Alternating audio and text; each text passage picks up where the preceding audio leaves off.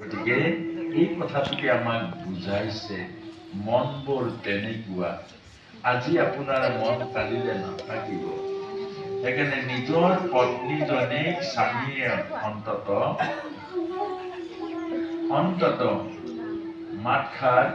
তুমিৰ পৰা তললৈ নিয়মতে আহিব নালাগে তেতিয়া স্বামী আপুনি হৈ থাকে তুমিৰ পৰা তললৈ আহিব নালাগে তই বুলি ক'লে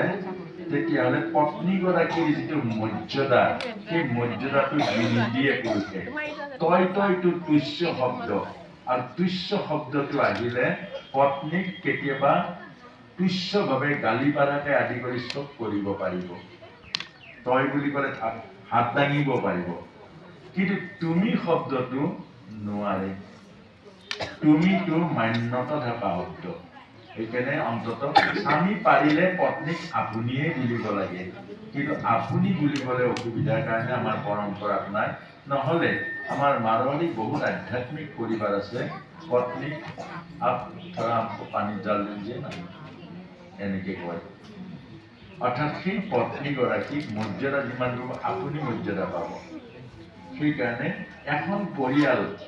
অৰ্থাৎ কোমল কৰি ৰাখিবলৈ হ'লে মৰম চেনেহৰ ভাল পোৱাৰ আদান প্ৰদানত ৰাখিবলৈ হ'লে আমি পৰিপূৰক হ'ব লাগিব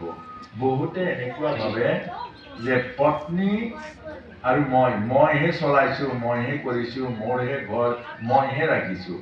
সেইটো নহয় মোৰহে ল'ৰা মোৰহে ছোৱালী সেইটো নহয় দৰাচলতে গোটেই কামখিনি পত্নী কৰে ঘৰ ৰাখে পত্নীয়ে ল'ৰা ছোৱালী জন্ম দিয়ে পত্নীয়ে পালন কৰে পত্নীয়ে ঘৰৰ সকলো দায়িত্ব পালন কৰে পত্নীয়ে অৰ্থাৎ পত্নীয়ে চব কৰে কিন্তু আমি বোৰে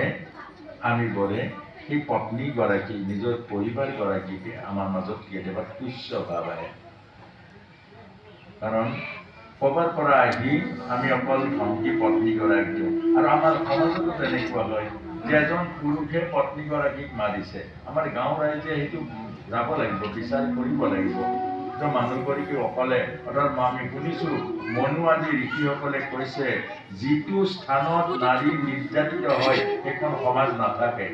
কুৰু সমাজত দুৰ্যোধনেহে নাৰীক অপমান কৰিছে গোটেই কুৰু সমাজখন নষ্ট হৈ গ'ল যি স্থানত যিখন ঘৰত নাৰীৰ চকু পানী পৰে সেইখন ঘৰত অমংগলৰ সীমা সুৰক্ষা নোহোৱা হয় তাৰ হাজাৰ নাম পাতিলেও ফল নধৰে গতিকে আমাক সেইকাৰণে কৈছে যে মানুহৰ মন যদি কঠোৰ হৈ যায়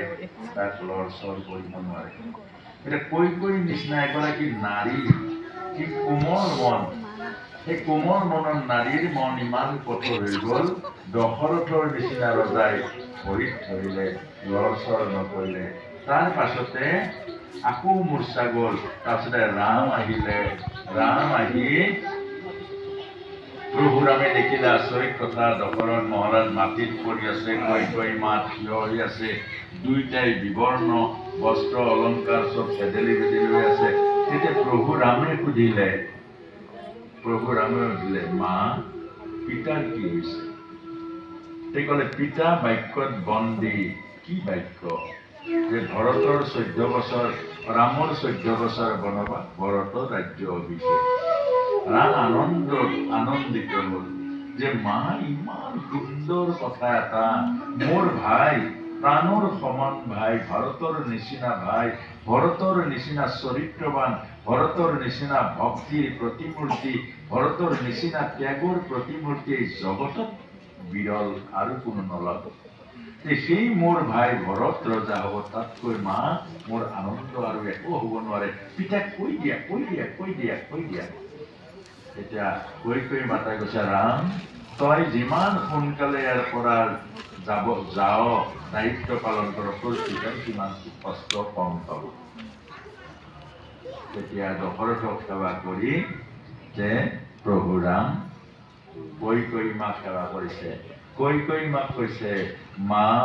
তুমি মোক যিমান উপকাৰ কৰিলা এই উপকাৰৰ ধাৰ মই কোনো জন্মতে তোমাৰ পৰিশোধ কৰিব নোৱাৰো তুমি মোক মহান উপকাৰ কৰিলা এয়া হ'ল জ্ঞান এয়া আধ্যাত্মিক জ্ঞান কৈ কৈ মায়ে সমস্ত জগতৰ অপজক মূৰ পাতি লৈ প্ৰভু ৰামক বনলৈ পঠিয়ালে। প্ৰভু ৰাম বনলৈ নোযোৱা হ'লে ভগৱান নহ'লে, প্ৰভু ৰাম বনবাসলৈ নোযোৱা হ'লে ৰাক্ষস নমৰিলেহেঁতেন, প্ৰভু ৰাম বনবাসলৈ নোযোৱা হ'লে ৰাম ঈশ্বৰ নহ'লহেঁতেন। অৰ্থাৎ সেইবিলাক হ'ল জ্ঞান। আধ্যাত্মিক জ্ঞানে বেলেগ দেখে, সংসাৰী জ্ঞানে বেলেগ দেখে। সংসাৰী জ্ঞান হ'ল চকুৰে দেখা, আধ্যাত্মিক জ্ঞান হ'ল পৰমাৰ্থ তত্ত্ব দেখা। আৰু তাৰ পাছতে